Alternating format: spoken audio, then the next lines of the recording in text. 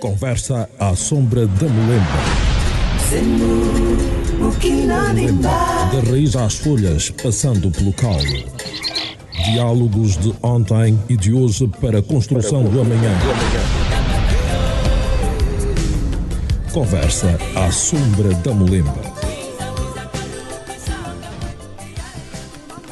Boa tarde, no ar e consigo a primeira edição do mês do programa Conversa Sombra da Mulemba. Estamos na Rádio Mais, como você já sabe, na 99.1 e vamos hoje até às 16 horas, como sempre, com Francisco Gioconda hoje na técnica. Eu sou o Raimundo Salvador, está aqui também o Orlando Sérgio, outro membro aqui desta sentada, e o Paulo Mendes de Carvalho. Hoje vamos falar sobre o restauro e conservação de peças artísticas ou não, de inegável valor histórico. É claro que também vamos aqui abordar a questão que tem a ver com o retorno de peças artísticas retiradas do continente, especialmente no período da colonização e não só, e hoje há um debate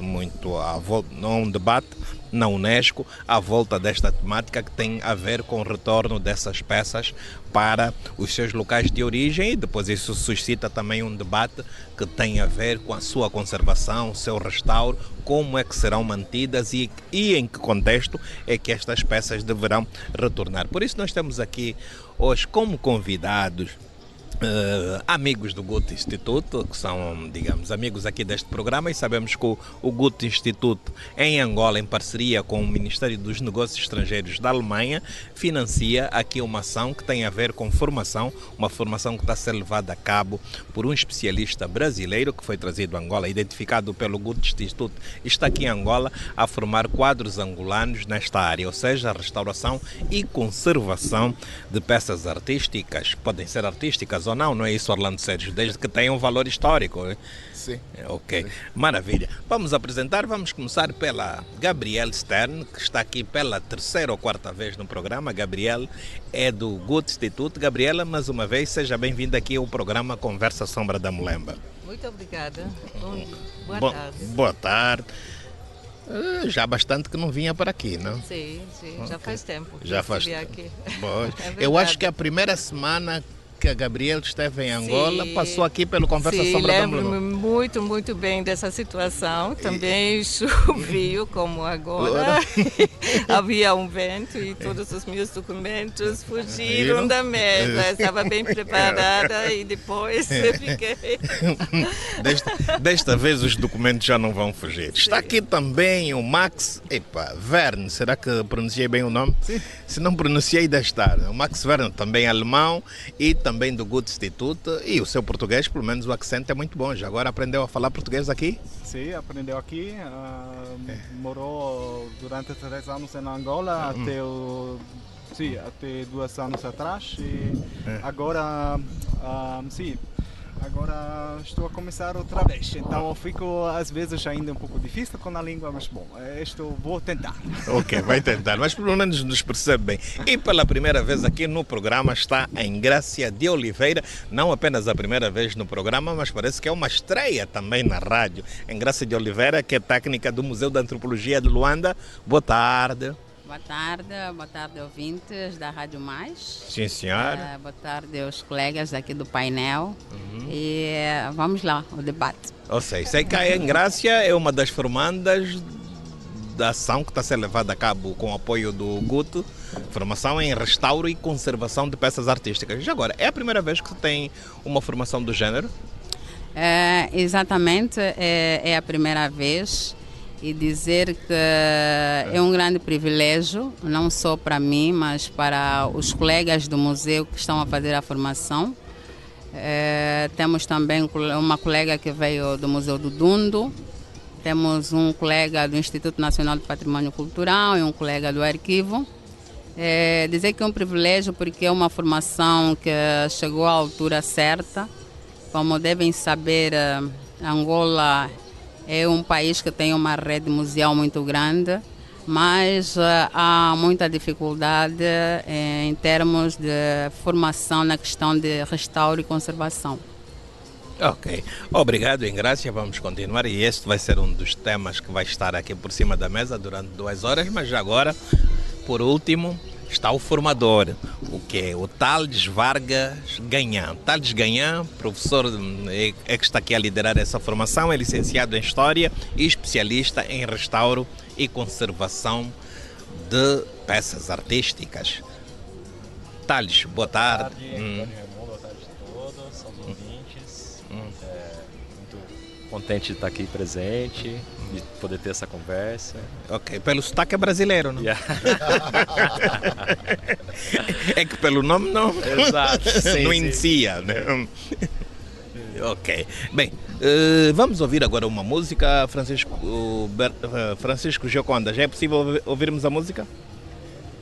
Ok, vamos ouvir um instrumental, sugestão musical aqui do Thales Ganhai, que depois vai comentar esta música. Eu confesso que não conheço músico, para mim é uma novidade, mas já estive a ouvir o instrumental e gostei muito. Dilermando Reis, é isto, né? Exato. Dilermando Reis, estreia absoluta aqui na Rádio Mais e no programa Conversa Sombra da Mulemba, 99.1. Deixa dizer que esse programa é patrocinado pela Unitel e produzido pela Blue Media. Fixe este nome, Blue Media.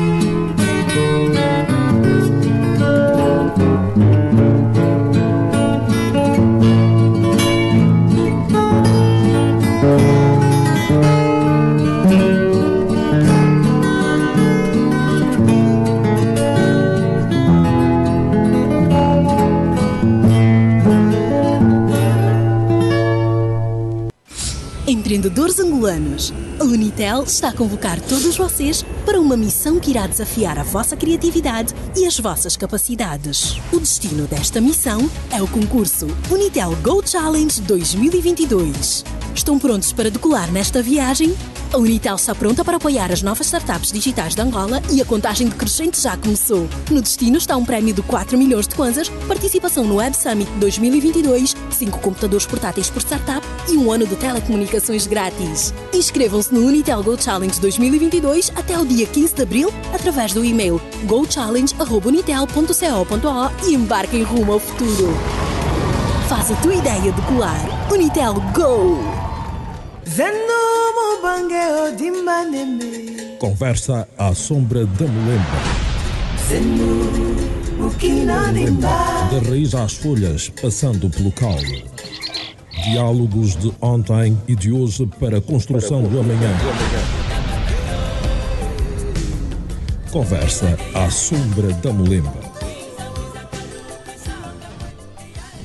Ok, 14 horas e 13 minutos, programa Conversa Sombra da Mulemba. Estamos em direto a partir do Miramar, o nosso habitat natural, se bem que já foi o 7,5 que era gerido aqui pelo Orlando Sérgio, mas agora o nosso habitat natural é um espaço até que aqui a nossa amiga Gabriel, que é convidada aqui deste programa, sei que gosta muito de 7,5, mas agora o nosso espaço, o nosso habitat natural é aqui o Miramar. Acabamos de ouvir uma canção pela primeira vez aqui, um instrumental, sugestão musical aqui do Thales Ganham, que está a liderar a formação que está a ser ministrada com o apoio do Goethe Instituto. Também basta dizer que este elemento, que esta formação, este projeto foi idealizado pelo Goethe Instituto, ou seja, não é um simples operador e financiador, mas trabalhou na idealização deste projeto e por isso temos aqui o Thales, que está a dar formação em restauro e conservação de peças artísticas. Já vamos falar sobre isto, aliás é o tema que nos traz aqui, mas por agora esta música, de quem é este autor e por que é que sugeriu esta música para a abertura do programa? Bem, o Dilermando Reis é um artista pelo qual eu tenho grande admiração. Ele, por vários motivos também, ele é meu conterrâneo, ele é natural da mesma cidade que eu, é uma pessoa bem conhecida na minha terra, mas um artista que teve grande prestígio no Brasil em meados do século XX, na chamada Era de Ouro do rádio brasileira, ali nos anos 40, 50, e é um artista que também tem uma relação, o nome dessa música é Saudades de Ouro Preto, né? Também uma terra em Minas Gerais, onde eu vivi, então eu tenho uma relação assim também um pouco sentimental com isso.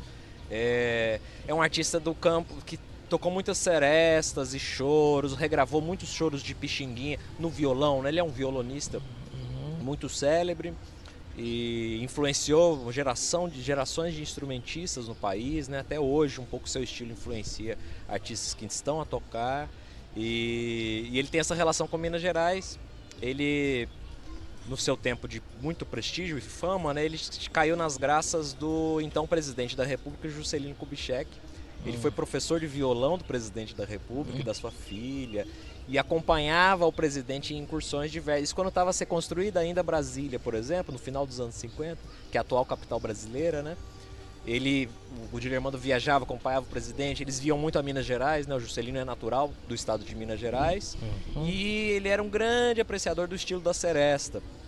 Então, por isso o nome de um dos seus discos, né, que também dá nome a essa música, Saudades de Ouro Preto, que é uma terra aí um pouco romântica, uma terra com um grande patrimônio histórico, né, um casario antigo. Então acho que tem muita coisa que me captura aí em relação a esse artista, que tem uma obra muito diversa também, né?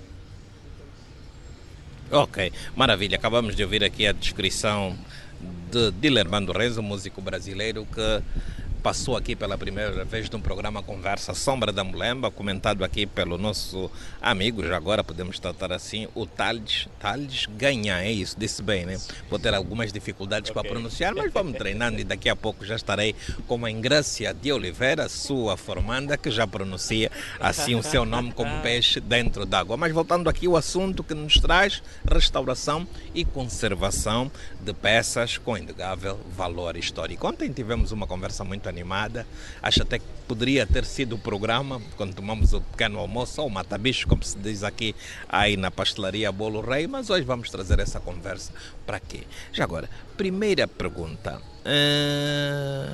como é que veio parar Angola primeiro, já agora? Puxa.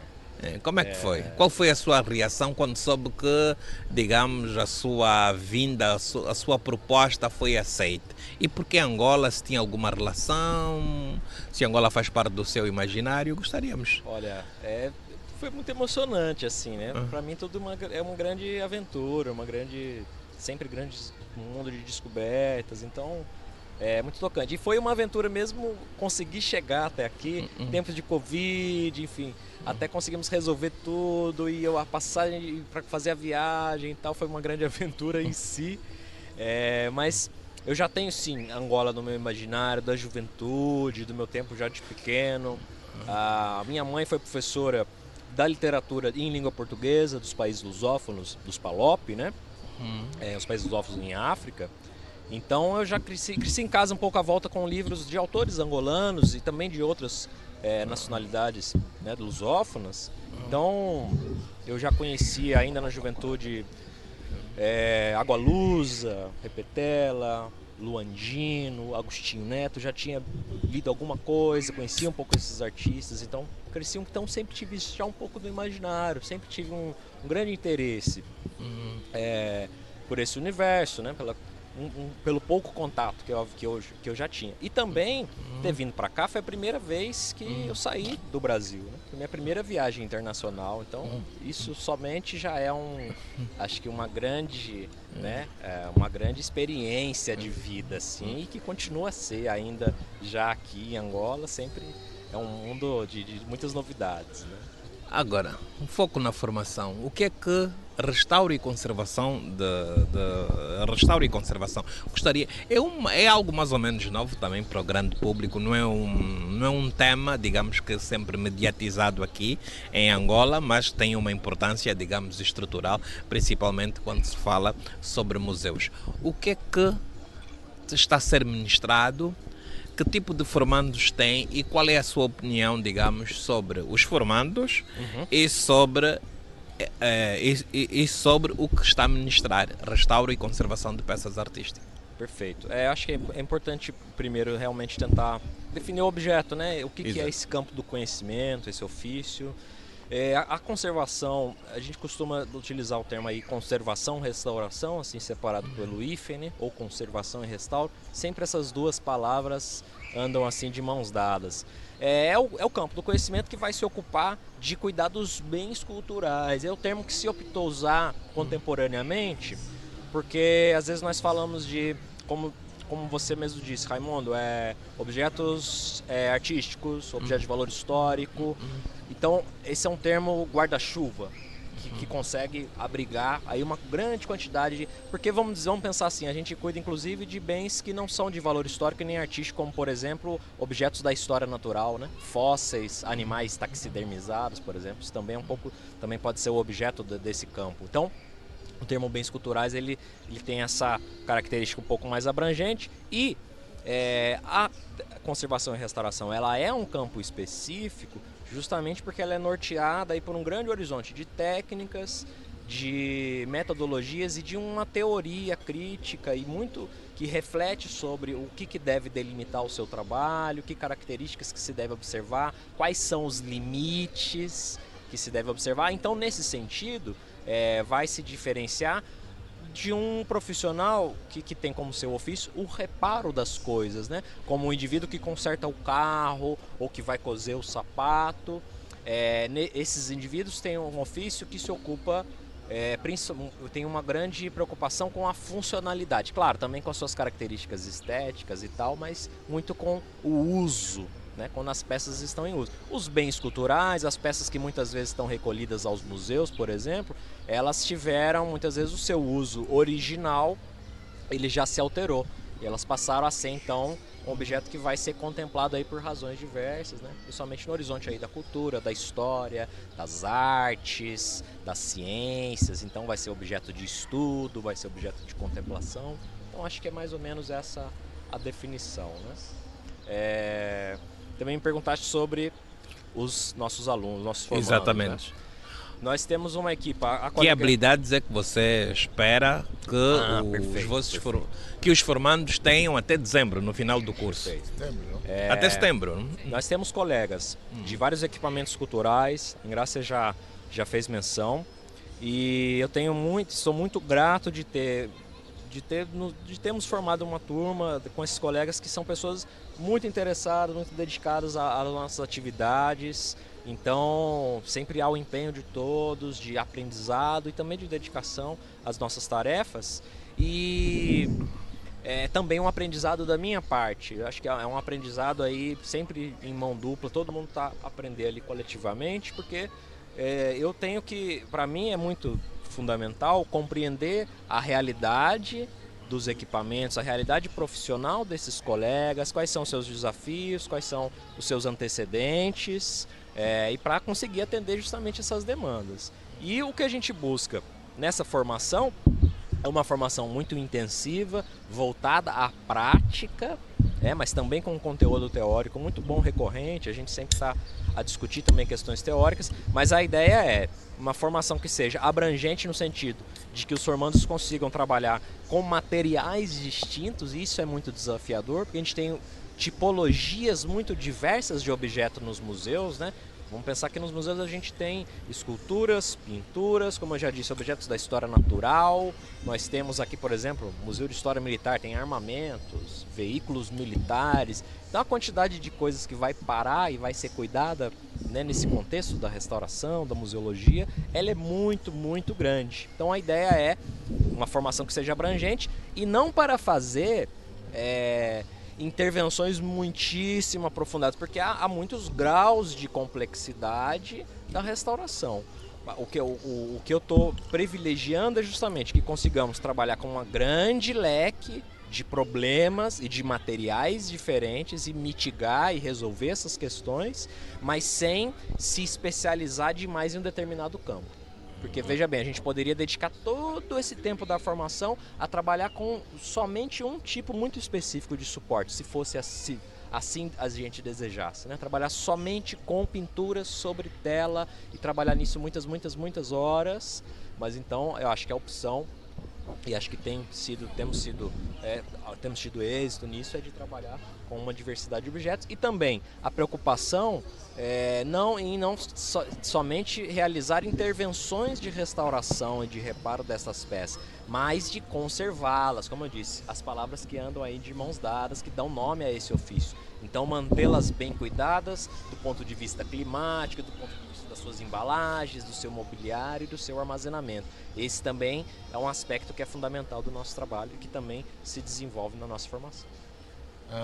E quais foram os principais problemas que identificou nos museus angolanos? Bem, museus, arquivos, no caso também? Sim.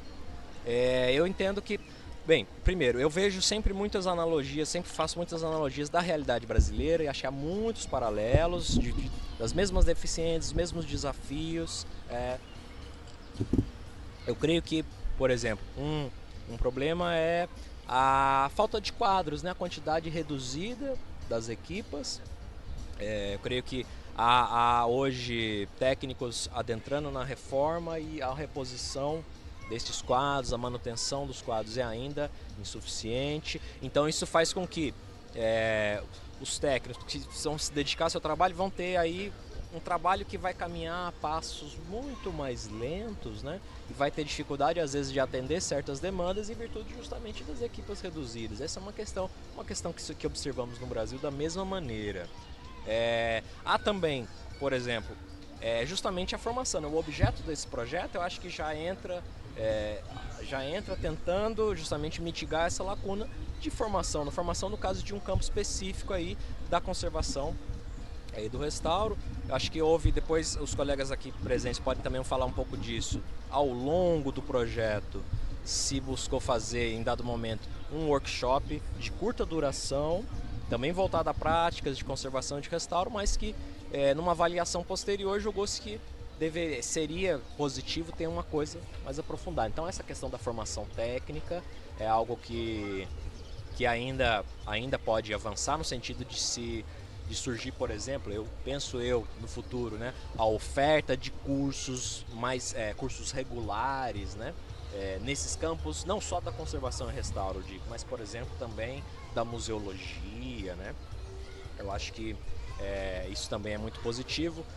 Existe um caso que eu sempre lembro, um pouco converso com os colegas, de uma experiência nesse sentido em África, que é a Escola do Patrimônio de Porto Novo, no Benin, que forma técnicos.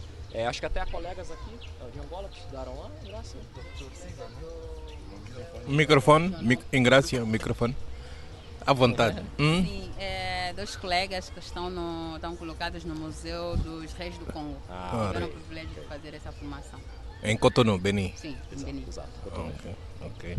Maravilha. Então, já agora, quanto tempo é que leva mais ou menos de formação uma pessoa como o Thales agora? Olha, eu entendo que isso mude de acordo com o lugar do mundo, com o país, né? Mas a realidade brasileira, hoje nós temos. Isso se desenvolveu num tempo relativamente recente. Acredito que Hoje a grande maioria de cursos voltados à prática da restauração no Brasil foram criados assim nos últimos 20 anos. Eu estudei numa instituição que é a Fundação de Arte de Ouro Preto, é um curso regular, assim, contínuo, mais antigo no Brasil ainda em atividade, foi fundado em 71, mas ele é uma exceção, né? A maioria dos cursos veio a surgir já aí no início já desse século, né?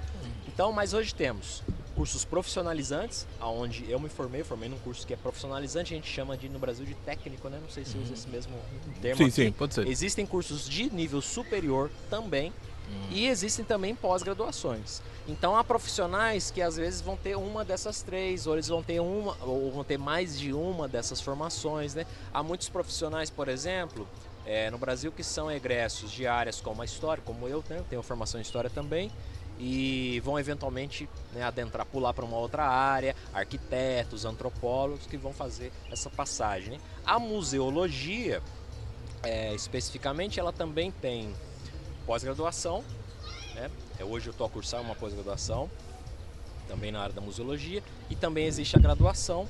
Então há um trânsito, há ofertas diversificadas, né, de cursos, e isso vai depender então muito da trajetória profissional de cada um. E existe um curso que eu gosto de destacar no Brasil também, que também está localizado na cidade de Ouro Preto, que é o curso do Instituto Federal de Minas Gerais, chamado Tecnologia em Conservação e Restauro. Este curso é muito interessante porque ele não tenho certeza se o único, mas talvez um dos únicos no Brasil, que é voltado à restauração arquitetônica. E que essa é uma área aí muito, muito complexa, né? Vocês podem imaginar, e muito especializada. Então é uma formação que eu acho particularmente interessante. Mas voltemos aos problemas. Ok. Voltando ainda, eu falei de alguns já. Eu acho que, por exemplo, há um problema que é de infraestrutura. Quer dizer, hoje, por exemplo, o Museu de Antropologia, eu acho que ele é muito destacado nesse sentido de hoje ter uma infraestrutura mais robusta, porque o Museu de Antropologia hoje conta com um anexo que abriga a oficina de restauração, onde a formação está a se dar, e os depósitos que hoje abrigam os acervos do Museu de Antropologia e do Instituto Nacional do Patrimônio Cultural. Um prédio mais moderno, né, com equipamentos mais modernos, então que oferece aí uma estrutura melhor, condições melhores para se abrigar esses objetos. Essa é uma questão muito recorrente em museus, quer dizer, a falta de um mobiliário adequado, a falta de condições climáticas um pouco melhores, então uma circulação de ar, um mobiliário que seja assim, que esteja ao abrigo dos salalés, que esteja ao abrigo da umidade, da chuva, né? Essa é uma questão muito recorrente, então eu creio que eu tenho identificado isso como um problema aqui também. Falou em salalé. Uma boa parte dos objetos da arte africana são feitos de material precível, em madeira, e o salalé é um grande inimigo. Exato. É um problema sério isso. E é um problema também recorrente do Brasil, né? Nós estamos falando aqui de 2 países tropicais, em que esses insetos, esses térmitas, né? Esses insetos xilófagos, comedores de madeira e de papel, eles vão se multiplicar em muita abundância. Então, fazer o controle desses animais, porque é muito...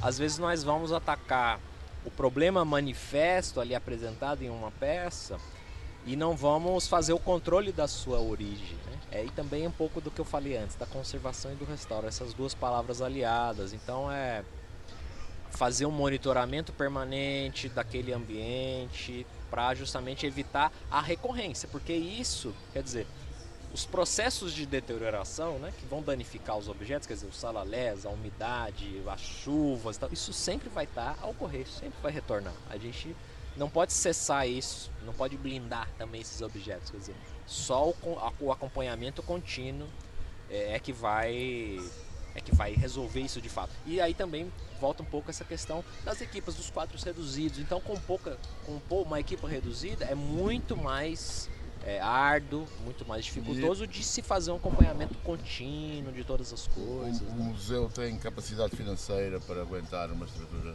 como essa que descreveu?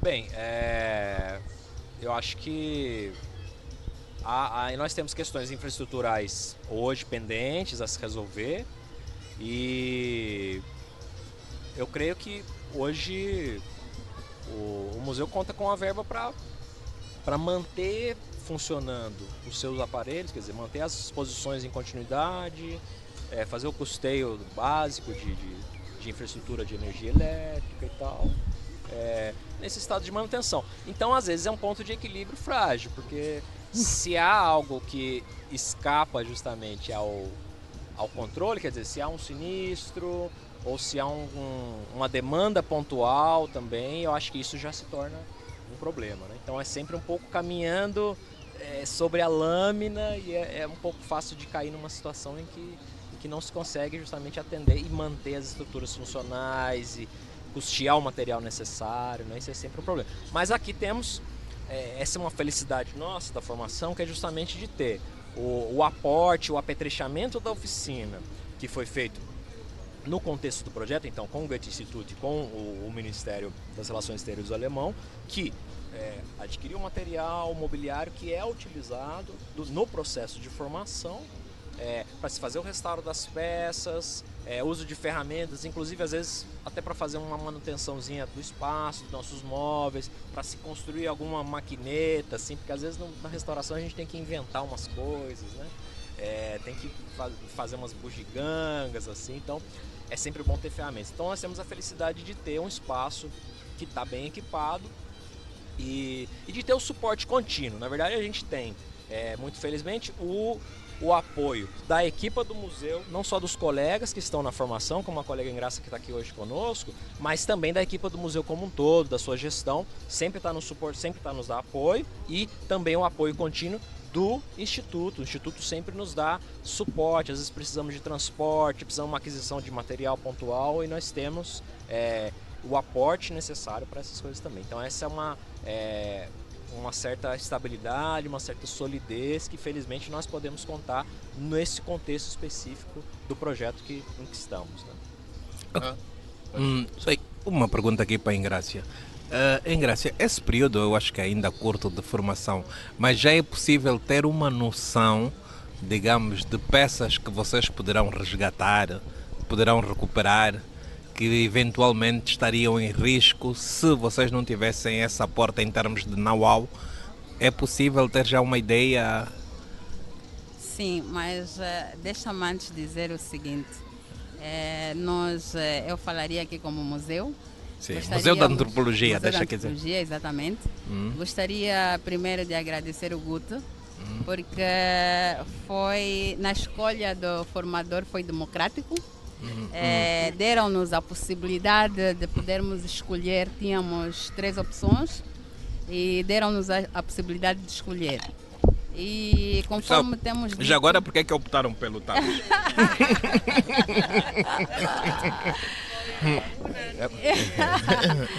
Exato, foi uma... não é por isso. É pela capacidade, pelo conhecimento que tem e pelo modo fácil de lidar com os formandos. Dizer que nós com o Thales nos sentimos super à vontade. Quando na última entrevista que tivemos com o Thales, eu própria fiz uma pergunta se o Thales estaria disposto em aturar-nos, visto que nós nunca tínhamos tido contato com conservação, com restauro, não tínhamos nada, não tínhamos nenhum conhecimento sobre isso. E o Thales disse que sim, e isso foi bom para nós. Então esse foi um dos motivos que fez também escolhermos, ou a nossa escolha recair por Thales.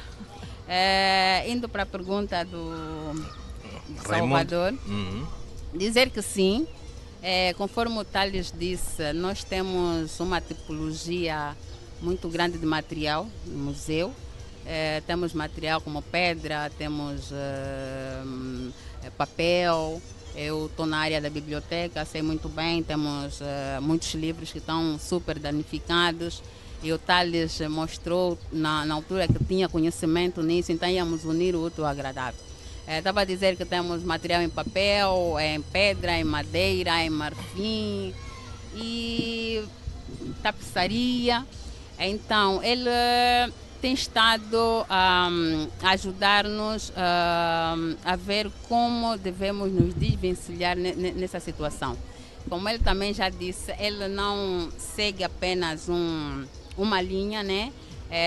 Quando nós estamos a fazer o estudo de algum material, geralmente, se hoje estivermos a trabalhar com papel, amanhã podemos trabalhar com a pedra, depois da manhã podemos trabalhar com a tapeçaria. Então, são coisas pontuais.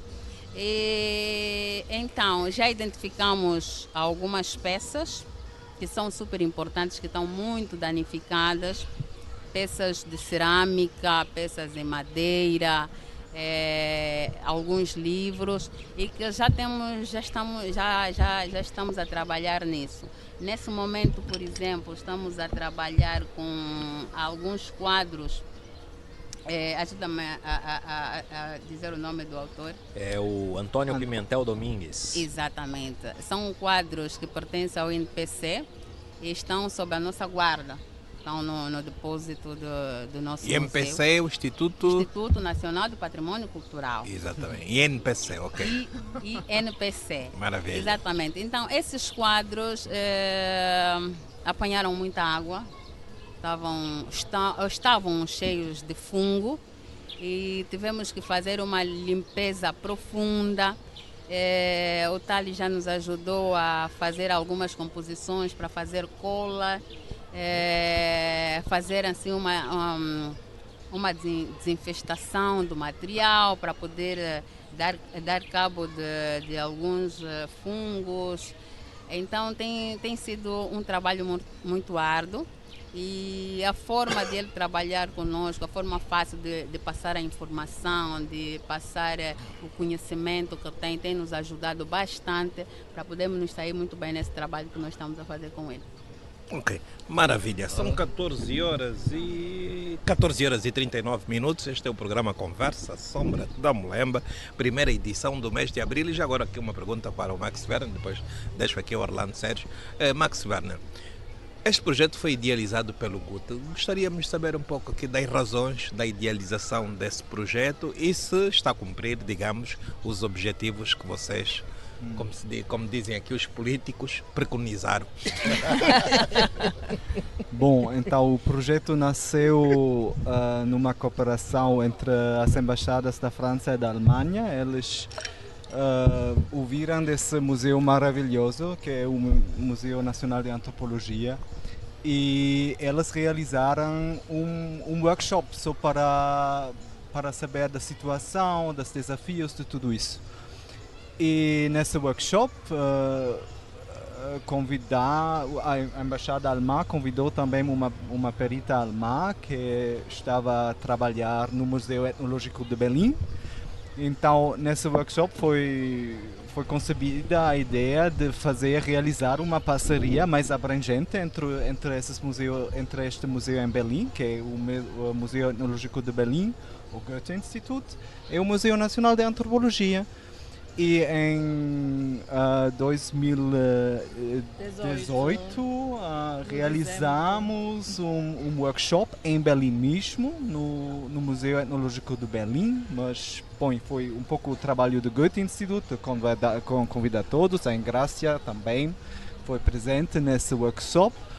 O Dr. Ziva Domingues, que era nessa altura... Diretor dos museus, é uma direção que já foi extinta, mas era uma direção que respondia pelos museus de Angola. Exatamente, e também, claro, o diretor do museu mesmo, o Dr. Álvaro Jorge.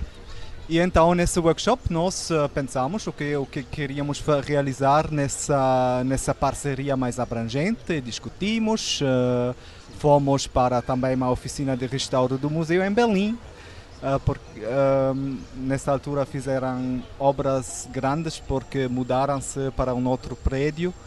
E então fizemos o plano. Nesse plano também foi um dos objetivos, era também realizar um ateliê de restauro. Em 2019 convidamos uma outra perita de Berlim, uma restauradora, a Eva Ritz, para Luanda, e ela realizou um workshop de uma semana. E nesse workshop então nós descobrimos outra vez, olha, temos que fazer mais, realizar mais. E felizmente nessa altura o Mirex Almau houve uma iniciativa para a proteção de bens culturais e nós decidimos de fazer um pedido de financiamento e felizmente deu. E tivemos também muito apoio deles e o nosso grande sucesso como agora estamos a fazer barulho aqui, mas nós tivemos um grande sucesso que a antiga chanceler alemã, Angela Merkel, realizou uma viagem para Luanda e ela teve um interesse, ela sabia do nosso projeto e ela fez uma visita no museu.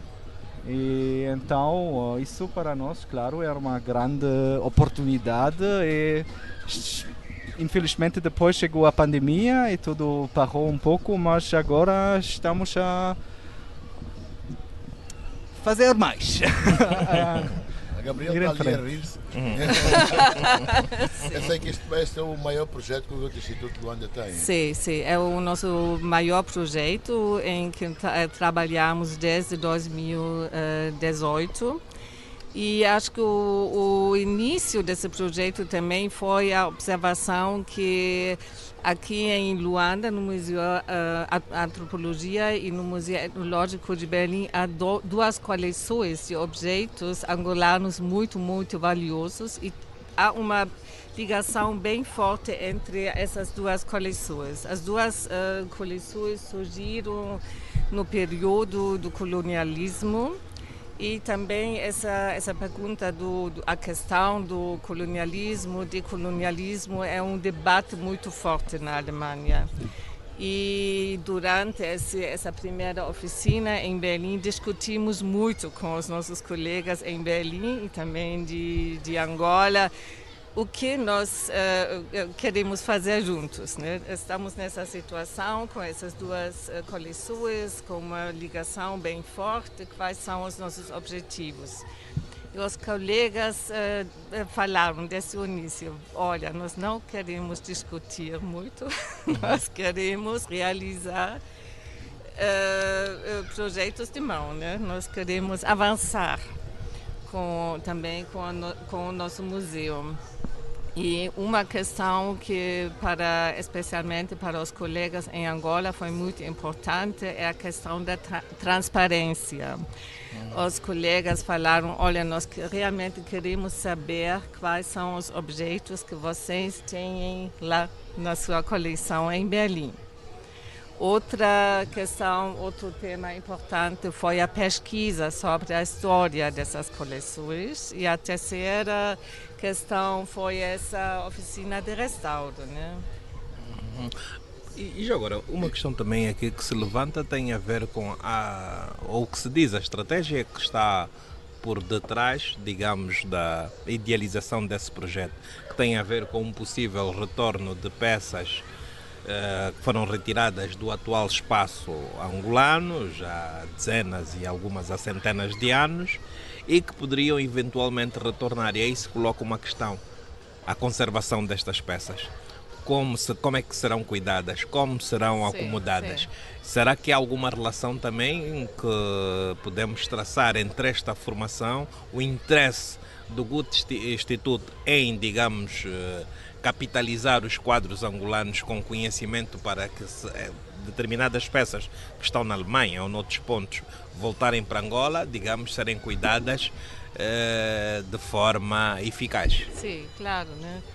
Isso é um tema muito, muito importante e o Goethe-Institut não está na posição, né, de negociar sobre a restituição. É uma questão entre os Ministérios de Cultura aqui em Angola e na Alemanha. O que o Goethe-Institut pode fazer é comunicar,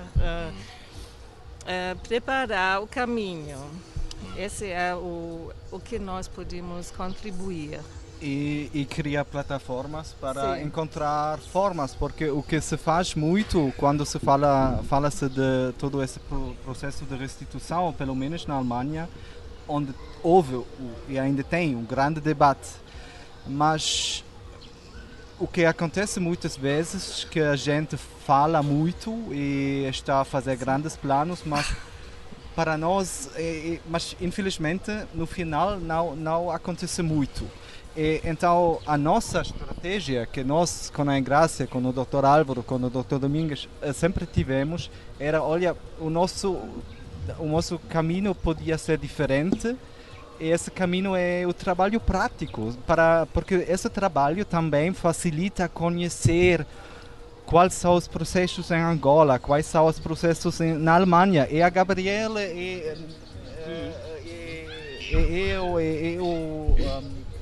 o Thales, a Engrácia, nós sempre encontramos as diferenças também da cultura, como se fazem as coisas na Alemanha, no Brasil, em Angola. E então essa prática, esse processo prático ajuda-nos a entender os desafios e os problemas que às vezes são difíceis a entender. E então esse caminho prático, eu acho, pelo menos, ajudou-nos muito. Acha que isso dará um bom suporte a futuras decisões políticas? Quando falo de decisões políticas, estou a falar de decisões de retorno de peças. Olha, eu acho que o museu em Berlim tem uma coleção muito valiosa. São 1.500 peças. E aqui o Museu de Antropologia em Luanda, né? De província angolana, certo, desculpa. Tem 6.000 objetos. Na verdade, não falamos sobre a restituição de todos os objetos, ou de muitos objetos. Falamos sobre objetos valiosos que têm uma importância para a identidade angolana, né? Não falamos sobre restituir 1.000 objetos e acho que... Qual é a peça mais famosa da coleção em Berlim? É o Chibinda Ilunga. Chibinda Ilunga é o objeto mais valioso da coleção em Berlim. Okay. Há mais um Chibinda Ilunga em Londres, há mais 2 em Portugal e parece que há mais um nos Estados Unidos. E também havia um Chibinda Ilunga aqui em Luanda, né, que infelizmente desapareceu nos anos 90. E agora, quanto é que custa mais ou menos conservar uma peça com o valor do Chibinda Ilunga, o que está na Alemanha? Tem assim? Esse Chibinda Ilunga acho que está muito bem conservado, está numa vitrina muito bem exposto, não sei. Eu acho que esse assunto do retorno, ele tem várias... Ele é atravessado por vários aspectos, né? Ele tem uma dimensão que é política, diplomática, ele tem uma dimensão que é da identidade não só nacional, a gente poderia dizer, no sentido de pátria, de Estado-nação, mas também da identidade de grupos específicos, né? No caso do Chibinda Ilunga, a população Chokwe, né? Por exemplo, né? Mas a gente poderia dar aí inúmeros exemplos desse aspecto. E também há uma dimensão técnica, e acho que é aonde, no contexto aqui mais pontual da nossa formação, estamos a fortalecer esse aspecto. Quer dizer, já há, como eu disse, hoje o museu conta com uma área de depósitos que é segura, que é bem robusta, que tem um mobiliário apropriado. Então isso já é um ponto forte no sentido de possibilitar o eventual retorno. E a formação de quadros eu vejo também que é importante nesse sentido. Quer dizer, na eventualidade dessas peças retornarem e serem custodiadas por uma instituição como o Museu de Antropologia ou outra, que não é a única possibilidade, né? Ontem falamos disso também. Quer dizer, as restituições nem sempre elas se dão para equipamentos culturais, mas às vezes vão voltar para a comunidade da qual elas foram retiradas. Como já acontece na Nigéria. Exato, como é o exemplo da Nigéria, exatamente. Em que às vezes algumas comunidades também levantam a questão de expor no museu. Exato. Expor no museu. E consideram, e alguns objetos têm, assim, digamos, uma relação com o sagrado, alguma religiosidade, e essa exposição em algumas comunidades é considerada ofensiva e tal. Então é um debate também que se tem que ter. Campo de disputas, quer dizer, às vezes é uma disputa entre as nações colonialistas, ex-colonialistas, aos países que querem a restituição, mas também podem surgir no interior no do caso país. Da Nigéria há uma disputa entre, no caso, a corte do Reino do Benin, né, o Obá do Benin e aos representantes do Estado, enfim, isso vai para o museu, isso vai para o Palácio do Reino do Benin, e há uma disputa também nesse sentido, enfim, pode haver entendimentos também, consensos formados nesse aspecto, mas eu acho que é imprescindível que seja um debate social muito amplo, quer dizer, envolvendo autoridades tradicionais, envolvendo representantes da política, da diplomacia, dos quadros técnicos, né, dos museus, toda essa gente, e dos parceiros, né, no caso do projeto, os parceiros também estrangeiros, né, também os países que detêm as peças que estão a ser demandados, o retorno também tem de participar, então tem que ser um quadro aí, uma mesa de conversas muito grande, e é um assunto que vai envolver eventualmente também disputas ásperas, né? É um campo de conflitos também, então acho que... Engrácia quer dizer alguma coisa? Engrácia Oliveira? Falando sobre o retorno das peças, eu tive o privilégio de, nessa parceria que estamos com o Guto, estou a falar aqui como museu, fizemos 5 filmes de curta-metragem. Fomos até Cabinda, fomos no Namibe e fomos no Dundo. E no Dundo fomos para fazer uma pesquisa de proveniência. Fomos procurar informações sobre o Chibinda Ilunga e também a cadeira, o trono de Turuja. E das informações que tivemos, fizemos assim algumas pesquisas, fizemos entrevistas com sobas, com pessoas intelectuais, com pessoas entendidas da cultura. E nessa entrevista, a pergunta que nós fizemos muitas vezes é o que essas pessoas achavam do retorno do Chibinda Ilunga que está na Alemanha. Porque nós estávamos a trabalhar com uma fotografia. E as respostas não foram unânimes. Algumas pessoas diziam que esta peça tem que voltar. Tem que voltar porque a peça é nossa, já está lá há muito tempo, já viram, já estão cansados. Os brancos já viram. Já estão cansados, então devem devolver a nossa peça. Mas outros diziam que não valia a pena, porque nós não temos condições de fazer a conservação própria para esse tipo de peças. Então, uma opinião pessoal, eu acho que isso é uma questão muito sensível, é uma questão que deve ser discutida com muito cuidado e ver as vantagens e as desvantagens de nós termos as nossas peças. Claro que as pessoas pensam diferente, nós devemos respeitar as opiniões das pessoas, mas ainda acredito que as pessoas, como disse a Gabriel, os dirigentes dos países que estão envolvidos, aí aqueles países que têm as peças e os países africanos que lhes foram tiradas as peças, e também devemos ver que nem todas as peças saíram daqui de forma ilegal. No século XVII, século XVIII, houve algumas expedições que foram feitas aqui, não é? Alguns europeus vieram aqui, levaram as peças, mas não levaram de forma ilegal. Alguns compraram, outros foram ofertados. Então é uma questão que deve ser discutida com muita sensibilidade e não vermos essa questão de uma forma apaixonada, porque se assim for, com certeza não vamos conseguir aquilo que nós queremos, né? Devemos ver o que é melhor, não é, para nós. Se é o retorno, tudo bem que retorno, mas tem que passar por uma conversa e que as duas partes estejam satisfeitas com o final, não é, que vai se encontrar nessa situação. Paulo Mendes. Eu acho que é um bocado difícil essa questão dos consensos nessa questão. Por exemplo, a senhora Ingrácia disse sobre o problema da compra. O pessoal que comprou, o pessoal que vendeu, estava autorizado a vender essas peças, por exemplo? Não sei. É um aspecto. É assim, as peças, muitas delas eram pertences das pessoas que ofereceram. Não é? Se o objeto é meu, eu tenho a liberdade de oferecer ou vender. Não é? Agora, quando a peça já pertence a uma instituição, aí sim, a coisa é diferente. É o que aconteceu. Algumas peças foram tiradas de forma ilegal, desapareceram dos museus. Essas sim devem ser procuradas, devem ser achadas e arranjar maneira de voltarem. Mas aquelas que saíram de forma legal é uma questão que se deve discutir, ser debatido para se arranjar uma solução. Mas há um problema. Estas peças normalmente têm uma função social, não têm uma função de contemplação na comunidade.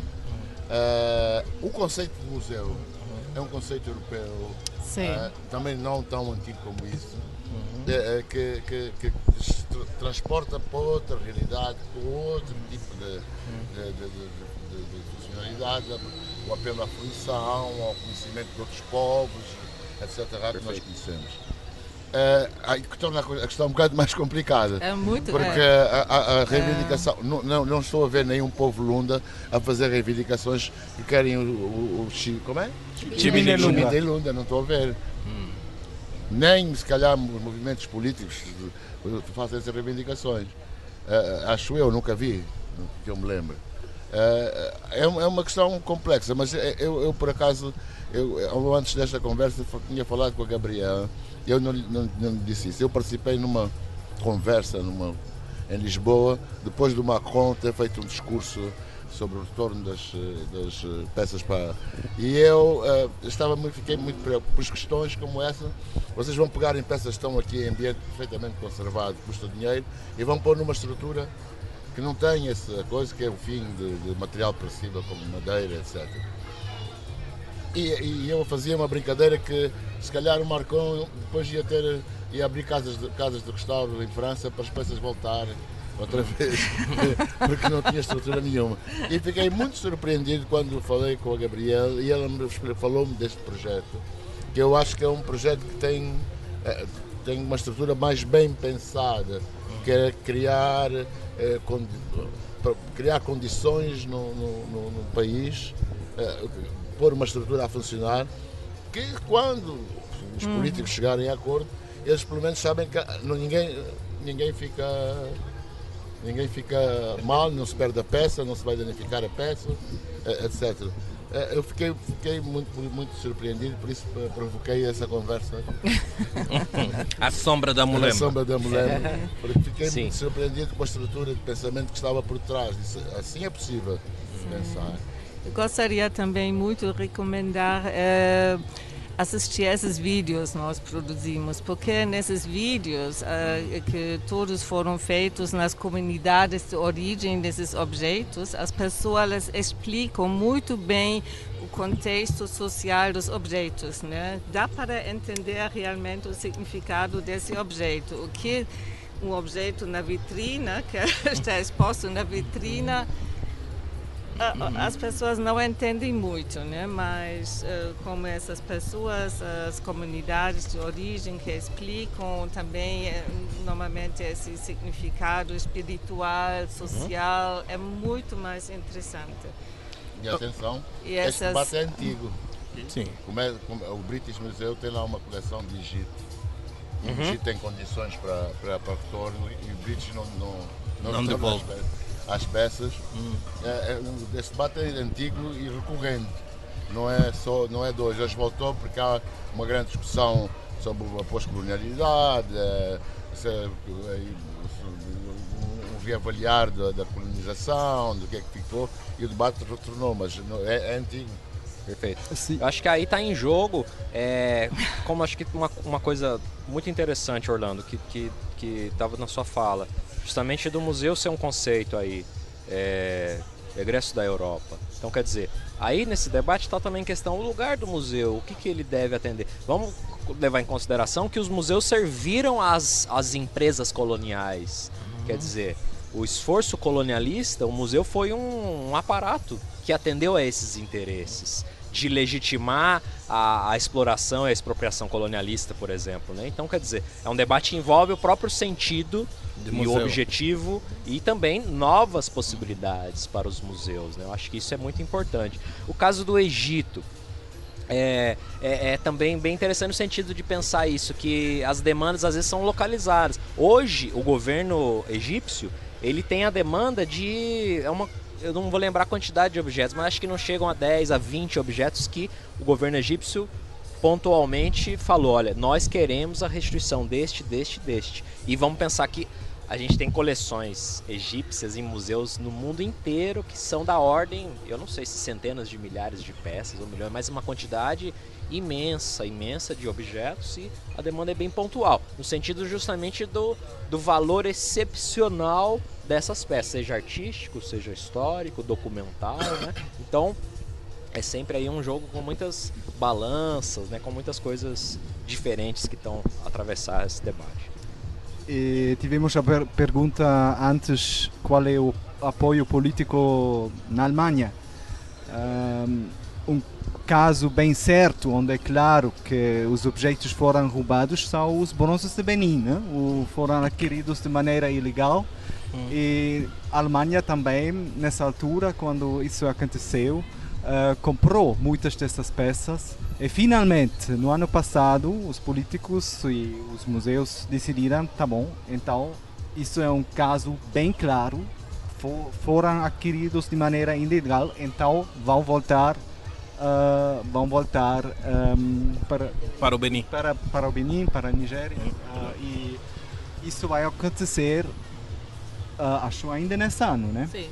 E então acho que tem esta disponibilidade de verdadeiramente fazer isso, mas como a Grácia disse, é importante fazer pesquisa no primeiro lugar, e isso era também a nossa ideia. É um ingrediente fundamental. Opa. E também acho que é importante identificar os objetos que são realmente importantes para a cultura angolana, né? Eu sei, por exemplo, eu li o diário do homem que comprou essa Chibina Ilunga, foi um geógrafo, e ele comprou essa Chibina Ilunga numa feira de artesanato.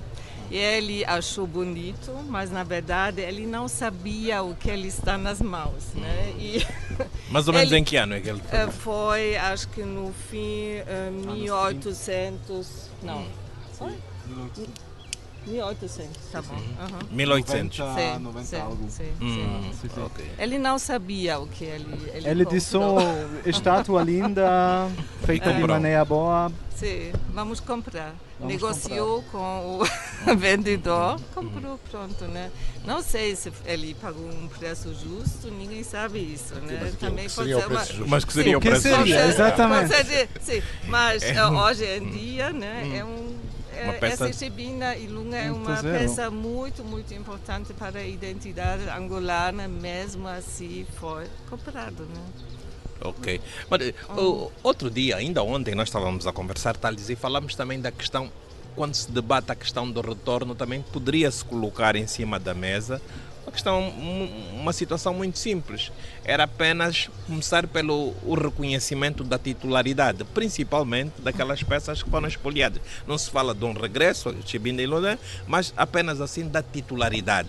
Quem é o dono? Quem é o proprietário? Pode-se considerar como proprietário o Estado angolano, no caso o Estado do Benin e da Nigéria, daqueles bronzes que foram roubados, ou das peças valiosíssimas que estão no Museu Britânico e que pertencem ao Egito. Só este reconhecimento, primeiro pela titularidade, cria-se aí um expediente jurídico para acertar isto, ok? Vamos começar pela titularidade e depois o debate sobre o retorno. E um debate, digamos, arejado, em que se possibilita ouvir todas as partes, seja feito, mas com tranquilidade. Por isso vamos ouvir aí o Thales, depois também aqui a Ingrácia Oliveira, do Museu Nacional de Antropologia. Sim. É isso, Museu Nacional de Antropologia, não? Maravilha. Museu Nacional de Antropologia. Essa é uma possibilidade, existem antecedentes. No caso, existe um caso que me vem à cabeça, no momento é um caso ocorrido, dentro do Brasil, no Museu de Arqueologia e Etnologia da Universidade de São Paulo, que tem no seu acervo muitas peças das comunidades dos povos originários do Brasil, sob sua guarda, e que chegou em dado momento ao entendimento com essas comunidades. Então foi essas aldeias, essas populações, começou a se estabelecer um diálogo trouxe essa gente para dentro do museu para conhecer melhor essas peças e chegou ao seu entendimento, aí a possibilidade da restituição foi colocada em jogo de maneira muito transparente e foi decidido acho que é uma comunidade específica, não vou me lembrar o nome agora, mas que é reconhecida essa titularidade. Então justamente a titularidade dessa população sobre esses objetos, mas a guarda permaneceu com o museu. Então há um acesso facilitado, quer dizer, há uma primazia sobre a utilização, o acesso, o conhecimento desses objetos. Então um diálogo aí muito positivo. Então é um caminho também. Acho que há soluções diversificadas que se podem chegar. Né? Eu sou proprietário, mas não tenho que ter obrigatoriamente a posse do objeto, né? E por falar em restauro, a questão dos... Ouvimos uma música na abertura do programa. Gostaria de falar um bocado. Que tipo de objetos é que passam pela coisa? O restauro também, audiovisuais, também faz parte do vosso programa de formação? No programa especificamente... Este áudio aqui pode ser ouvido daqui a 200 anos. Que tipo de que tipo de preparação é que tem que ter? Depois vamos falar do papel, da madeira, do bronze. Essa é uma área muito interessante. Eu tenho bastante interesse, particularmente por registros audiovisuais, registros de áudio. Não é muito no caso específico do Museu de Antropologia. Há um acervo fotográfico, sim, grande, de fotografias, de negativos fotográficos. E já nos detivemos durante algum tempo com esses objetos também. Nós temos um colega do Arquivo Nacional. Eu ainda não entrei, acho que não me lembro de ter tratado desse tópico com o nosso colega, mas eu creio seja muito provável que lá tenha também registros audiovisuais. E também são objetos, sim, da conservação e do restauro. Existe aí uma fronteira curiosa, quer dizer, há um limite para uma intervenção física nesses materiais. Então, quer dizer, eu vou fazer a limpeza de uma película, de uma fita magnética, mas há um dado momento em que vai entrar o técnico, o engenheiro de som, o editor, quer dizer, o sujeito que vai fazer a digitalização, porque aí é muito importante nesses campos específicos do material audiovisual, a digitalização, quer dizer, a transposição de suporte, a realização de cópias estáveis, né, num material mais estável. Porque há materiais que eram utilizados há décadas atrás, que eles são muito quimicamente instáveis. Então os negativos começam a se contorcer, começam a liberar produtos químicos, vão desmanecendo as suas cores, o áudio vai ficar com ruído, às vezes ele fica desmagnetizado. Então tem uma fronteira aí do que vai o conservador restaurador no seu trabalho mais habitual, vai fazer uma limpeza, vai fazer um reparo, mas há um momento também do técnico que é mais especializado nesse sentido da captação de imagem digital, da captação de som, da cópia dessas mídias, né? Então é um campo aí, é uma coisa que é fundamental na conservação do restauro, eu falo isso com os colegas às vezes, é a interdisciplinaridade. Então é conversar com profissionais também de outros campos, né? A gente está a falar aqui, por exemplo, da investigação da procedência dos objetos, né? Onde entra o antropólogo, o historiador, nós vamos trabalhar com restauração e proteção de sítios arquitetônicos, então vai entrar o arquiteto, o engenheiro, os técnicos que vão atuar aí, carpinteiros, pedreiros, e também nesse aspecto do audiovisual também vão adentrar esses técnicos aí especializados nesses campos específicos.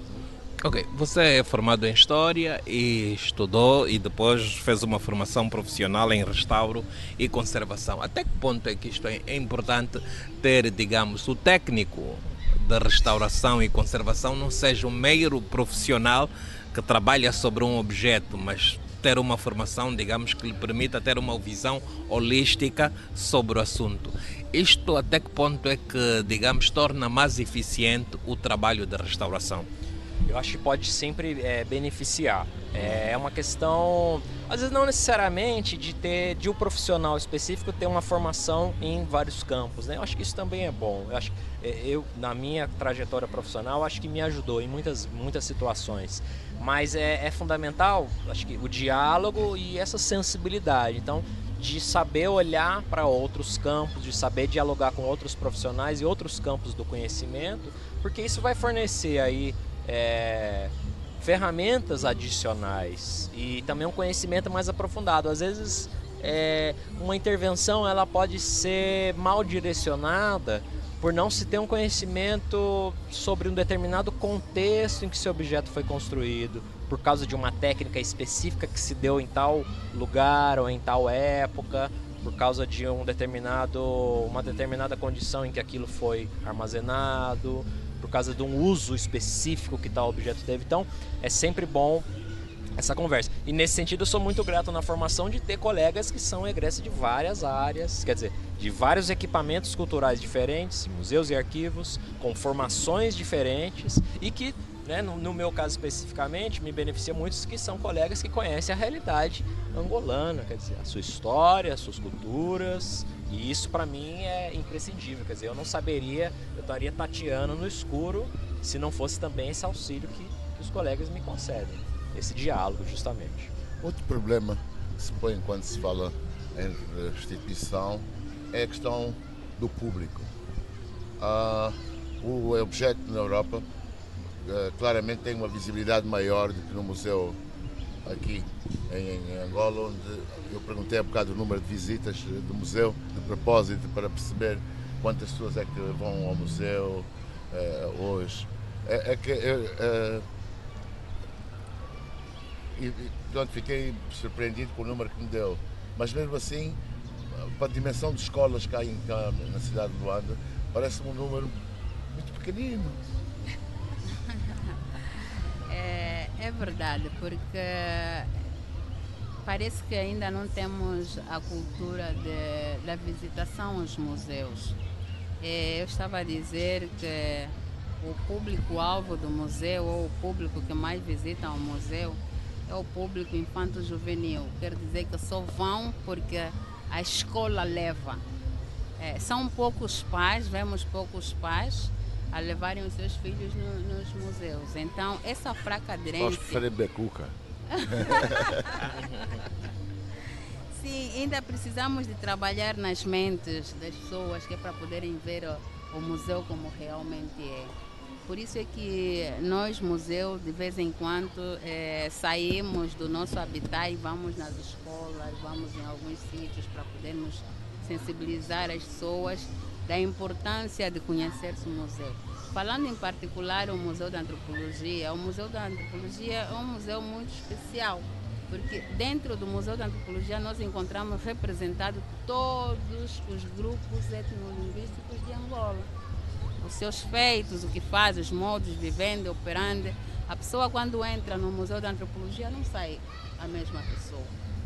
Independentemente da área em que ela provém, se é Ambundo, se é Kikongo, se é Choco, ele vai ali e vai se ver.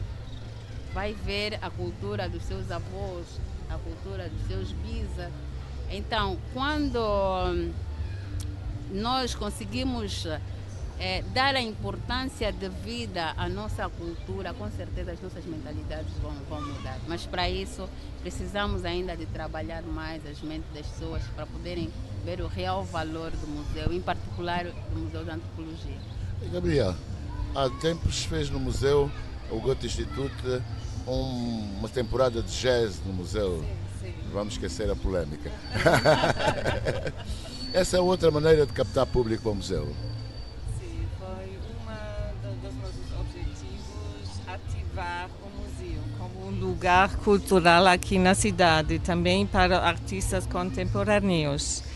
E mais uma frase em Grácia, eu acho também muito importante a contextualização e a forma de apresentação dos objetos, para as crianças podem entender melhor, né, o sentido, o valor desses objetos. E também nós já fizemos o início, compramos quisandes, né? Organizamos uma oficina de quisande para os funcionários do museu, para que eles possam ensinar aos alunos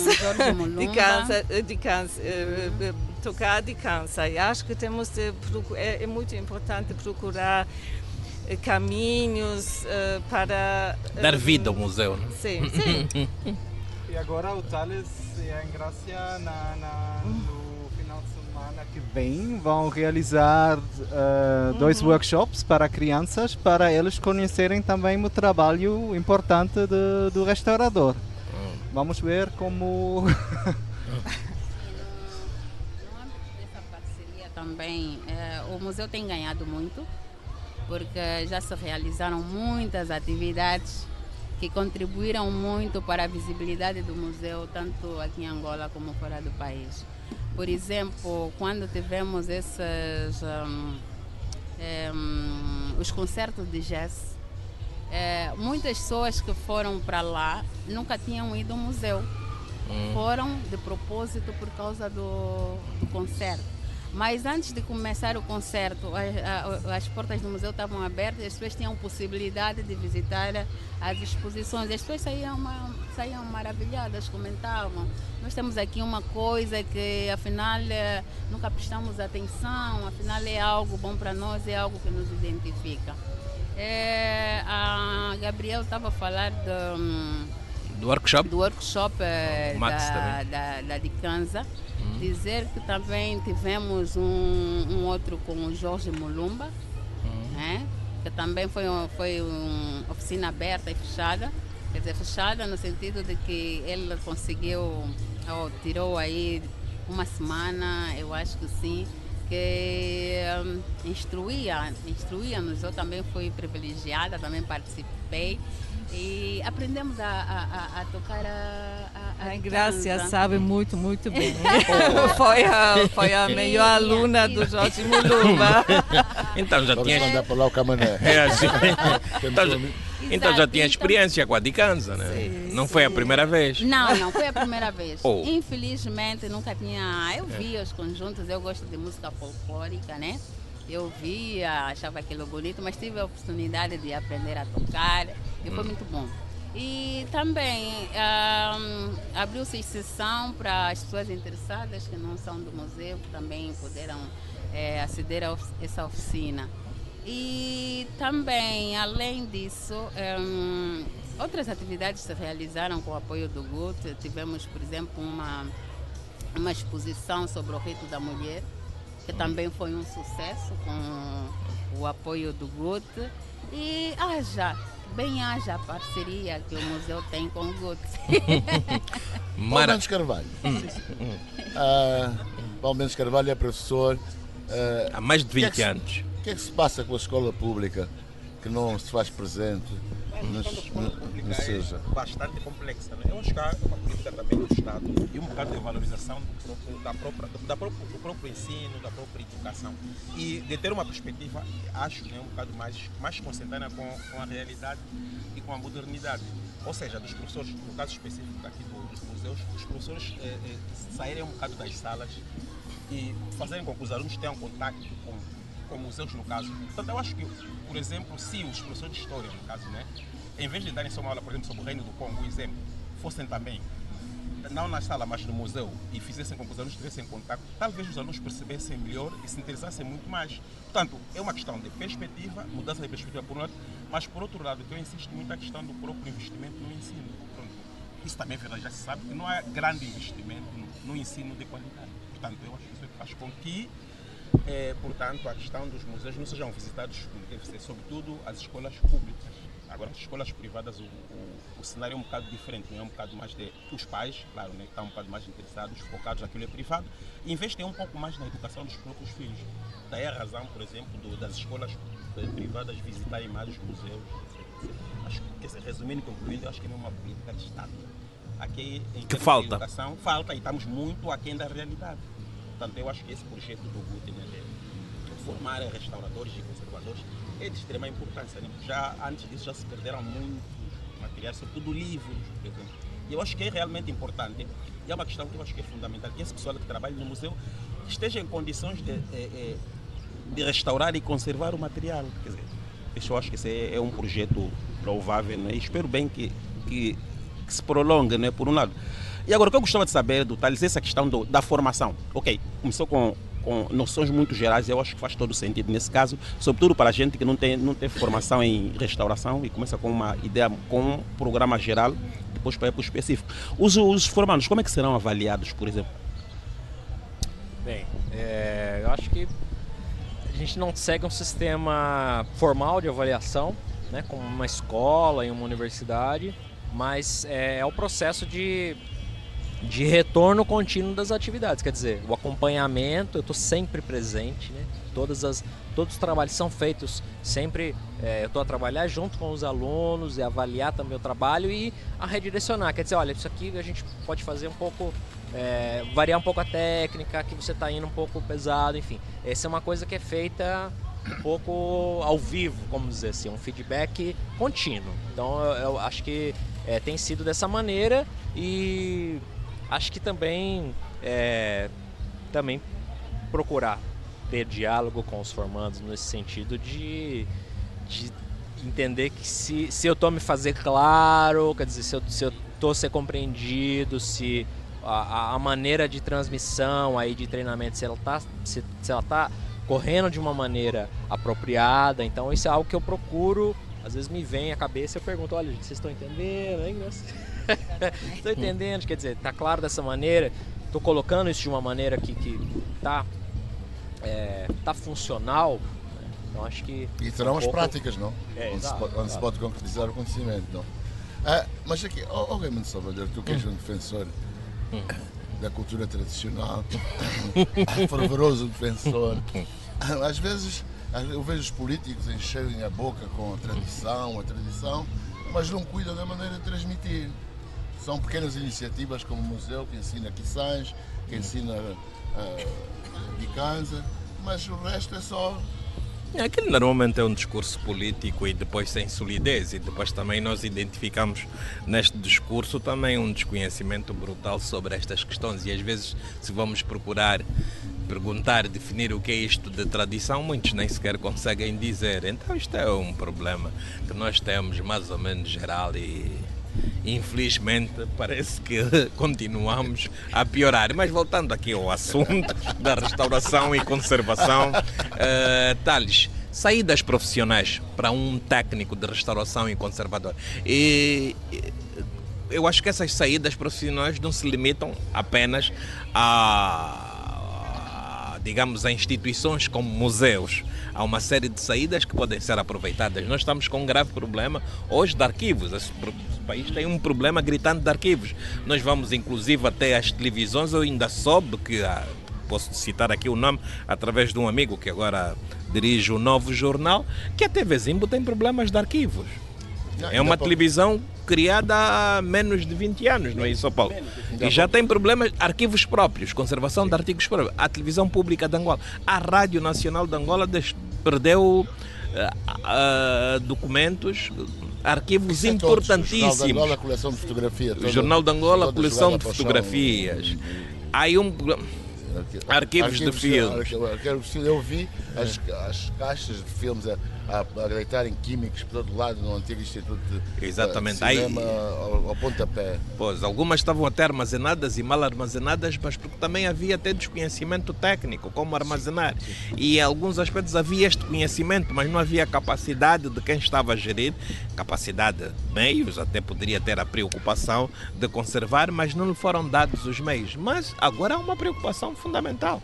As pessoas vão atrás dos arquivos. Hoje também os arquivos já têm um certo valor. As pessoas já veem, isso também é importante, já veem os arquivos como um certo valor. Então, quais são as saídas profissionais para um técnico de restauração e conservação? Será que é possível também abrir, claro, né, esse tipo de formações, mas para pessoas das mais variadas áreas, que não sejam só técnicos, por exemplo, de museu, despertar esse interesse e despertar interesse também das instituições que têm que começar a cuidar das suas memórias, né? Os centros de documentação das empresas, das federações, dos ministérios, também deveriam ter esta preocupação. Então temos aqui um especialista, graças aqui à nossa amiga Gabriela e já agora ao Max Werner, para não ficar enciumado, e vamos aproveitar o máximo. Sim, são muitas as áreas, né, em que pode a presença, as práticas de conservação, a presença de um técnico, né, ou de pessoas que também tenham pelo menos essa capacitação de fazer a gestão e o cuidado cotidiano ali diuturno desses materiais. E sim, arquivos privados, né, de instituições de mídia, como você estava a falar, centros culturais, centros de memória, galerias de arte, colecionadores particulares, bibliotecas diversas, arquivos de todo gênero. Todos esses lugares, eles se beneficiam muito de ter orientação, quer dizer, seja no cuidado cotidiano, então, no manuseio, na guarda, na embalagem, no controle das condições aí de armazenamento, seja eventualmente na realização de atividades aí propriamente um pouco mais intensivas de conservação e de restauro. Então, o potencial é muito grande. Eu acho que também pode se oferecer formações em diversos níveis também. Né? Então, seja para uma coisa mais do dia a dia, porque isso já faz uma diferença imensa. Quer dizer, nesses casos que vocês estavam a falar, Rádio Nacional, TPA, por exemplo, quer dizer, uma gestão que fosse feita contínua ao longo do tempo, quer dizer, o cuidado com a embalagem, com o transporte, com o mobiliário, com o espaço de guarda, isso faz a longo prazo, faz uma diferença imensa. Né? Então o benefício que isso traz é muito grande. Isso pode ser realizado através de formações muito pontuais, que já podem trazer um benefício muito grande. Então, esses são graus aí de aprofundamento que eu acho que podem ser convenientes a esta ou aquela situação. Estes técnicos que está a formar podem também fazer consultoria externa, não? Eu sei que pessoas que têm pinturas danificadas, que são propriedade sua e que sabem que é um técnico de restauro, se calhar vão lá de certeza absoluta recorrer a isso. Portanto, não tem que estar circunscrito só ao museu, não podem criar uma maneira de atendimento público que as pessoas queiram. Sim, eu creio que é uma possibilidade. Claro, dentro dos limites, né, da formação, considerando o tempo e a grande leque de questões que estamos a lidar, mas certamente eu tenho a ambição, e não sei se vou conseguir a concretizar, mas é justamente de fazer com que os colegas tenham meios, tenham à disposição e tenham os meios de também eles próprios treinarem outras pessoas ou oferecerem consultorias ou apoio técnico, né? Essa é uma ambição, sabe? Eu não sei em que grau, né, se eu vou conseguir chegar a esse resultado assim a meu contento, mas eu tenho isso como objetivo também, né? De dar uma possibilidade. Eu acho que é sempre a reprodutibilidade das práticas, né? Porque se ocorre uma formação aqui pontual, isso não se renova, não há continuidade, quer dizer, isso uma hora, claro, traz grandes benefícios, mas uma hora se dilui no tempo. E aí você precisa ter uma outra iniciativa ali na frente. Então, eu acho que eu sempre tenho meus olhos um pouco nisso, da reprodutibilidade, que os colegas deem continuidade a esses esforços e treinem, enfim. Cecília, o museu tem alguma estratégia nesse sentido? Sim, quando se falou dessa formação, eu particularmente pensei, bom, eu vou me esforçar, vou aprender o mais possível para ajudar os colegas de outros museus. De princípio, o meu pensamento era esse. Somos poucos, somos 6 formandos, mas os museus são muitos e a maioria, com exceção que eu saiba, com exceção dos 2 colegas que estão no Museu dos Reis do Congo, já nenhum museu tem técnicos de conservação e restauro. Então o pensamento era esse, adquirir os conhecimentos. Nem o Museu do Dundo? Nem o Museu do Dundo. Por isso é que trouxemos, o Koguti trouxe uma colega do Dundo, que é para poder fazer a formação. Eu penso que a formação de 1 ano, tudo bem, mas se, por exemplo, por hoje já existe formação no campo de restauro, conservação, a licenciaturas, a mestrados, a doutoramentos, não é, Thales? Então, se pudéssemos fazer a implementação deste curso numa universidade, por exemplo, na Agostinho Neto, seria muito bom. A pessoa fizesse mesmo aí 4 anos, aprender conservação e restauro, que pudesse fazer uma licenciatura, um mestrado, seria bom, porque seria uma coisa com mais peso, né? Seria um curso com mais peso e as pessoas teríamos mais técnicos para poderem responder à demanda que existe nos museus de Angola. Uma proposta interessante, ser pensada e levada ao mais alto nível. Não realmente, eu acho que o Thales está a dizer que faz todo sentido ter formações pontuais, mas a proposto da senhora Ingraça, acho que faz todo sentido, não é? Então ter mesmo técnicos e ter o trabalho continuado, não é? Então acho que faz todo sentido. Cuidado com a criação de cursos. Depois começa a vomitar pessoas para o mercado de trabalho e não tem emprego. 15h31, programa Conversa Sombra da Mulemba. Estamos já na fase final. O tempo aqui corre. Olha, a Ingrácia ficou meio assustada quando ouviu falar em 2 horas. Mas como é que está a ser? Está a ser boa. De princípio, eu estava aqui com o coração a bater a 1000. Primeira vez, mas está a ser bom. Ok, ao ar livre também. Sempre não choveu como aqui o... Ainda não choveu. Não, o Orlando Sérgio. Amarrei lá em Malange. Orlando Sérgio prognosticou, mas vamos ouvir mais uma música. Sugestão aqui musical do Thales Ganhan no programa Conversa Sombra da Mulemba. O que é que vamos ouvir agora, Chico? O que é que vamos? Depois o Thales diz o título. Vamos à música e depois voltamos aqui ao bate-papo à Sombra da Mulemba na 99.1 com patrocínio da Unitel. A produção é da Blue Media.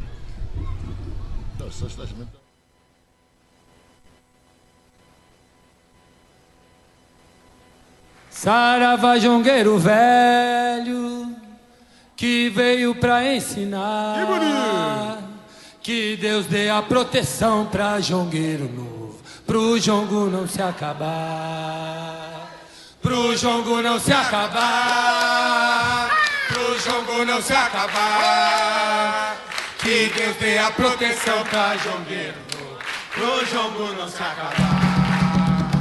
Saravá jongueiro velho que veio pra ensinar que Deus dê a proteção pra jongueiro novo, pro jongo não se acabar, pro jongo não se acabar, pro jongo não se acabar, que Deus dê a proteção pra jongueiro novo, pro jongo não se acabar.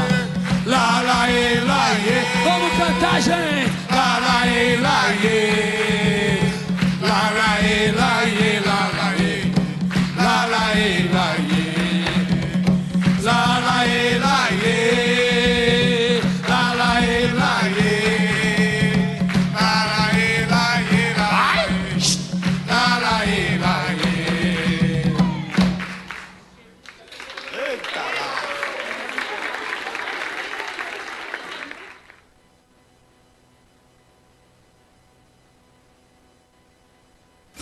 Empreendedores angolanos, a Unitel está a convocar todos vocês para uma missão que irá desafiar a vossa criatividade e as vossas capacidades. O destino desta missão é o concurso Unitel Go Challenge 2022. Estão prontos para decolar nesta viagem? A Unitel está pronta para apoiar as novas startups digitais de Angola e a contagem decrescente já começou. No destino está um prémio de 4 milhões de kwanzas, participação no Web Summit 2022, 5 computadores portáteis por startup e 1 ano de telecomunicações grátis. Inscrevam-se no Unitel Go Challenge 2022 até o dia 15 de abril através do e-mail gochallenge@unitel.co.o e embarquem rumo ao futuro. Faz a tua ideia decolar. Unitel Go! Conversa à Sombra da Mulemba. Da raiz às folhas, passando pelo caule. Diálogos de ontem e de hoje para a construção do amanhã. Conversa à Sombra da Mulemba.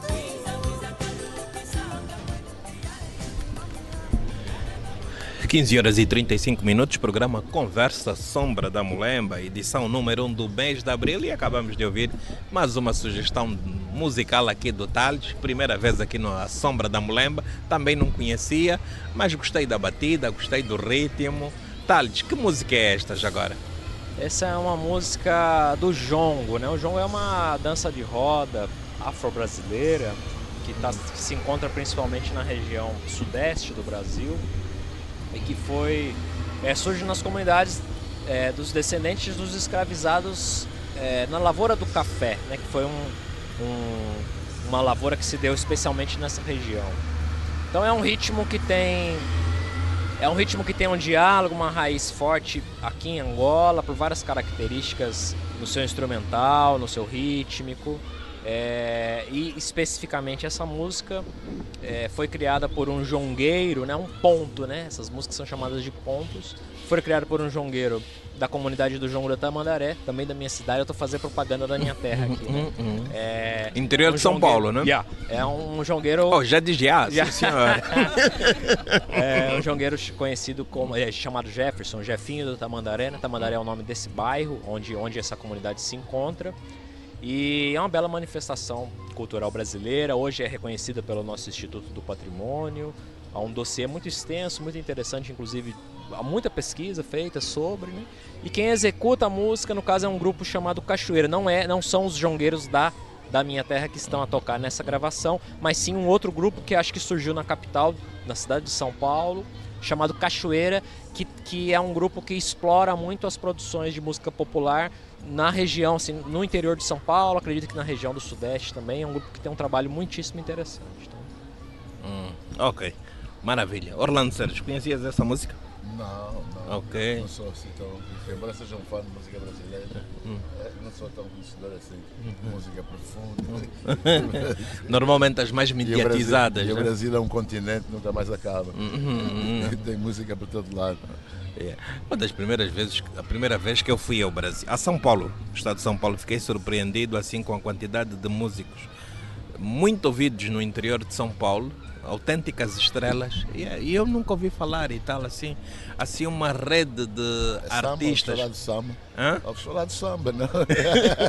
Basicamente samba. Não, mas depois também há uma série de artistas muito conhecidos que não aparecem na mídia. Lá também tu não vês, pelo menos na chamada grande mídia, você não vê nos jornais, você não vê principais jornais, você não vê na Globo e em outros canais de televisão, mas tem um público imenso.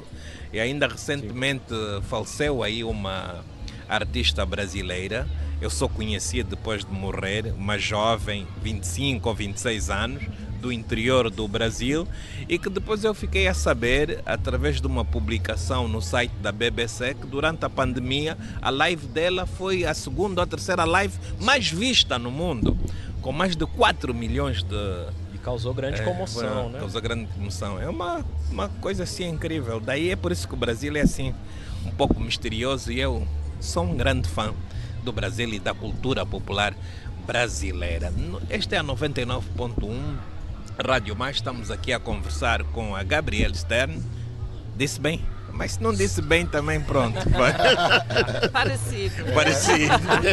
Max Vernon. Em Grácia de Oliveira, do Museu da Antropologia. A Gabrielle e o Max são do Goethe Instituto. Em Grácia, do Museu Nacional de Antropologia. E claro, aqui o Thales Ganhã, brasileiro, estado de São Paulo.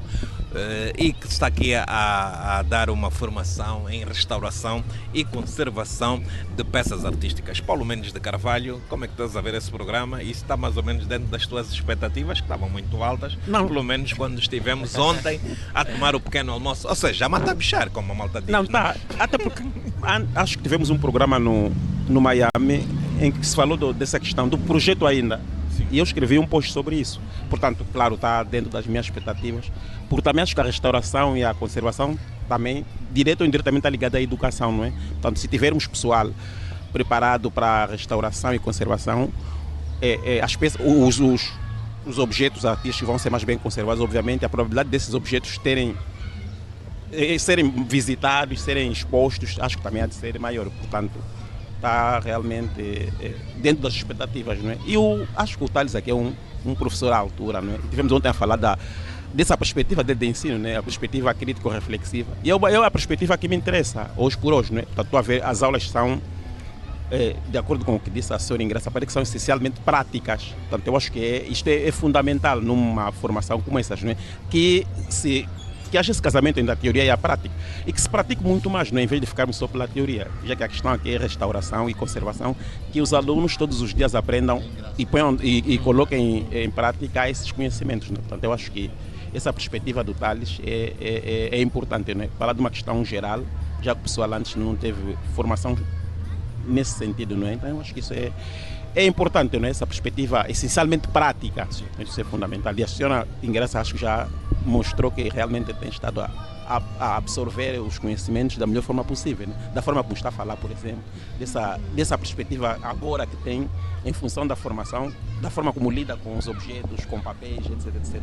Dá para ver que realmente a formação está a ser benéfica, né?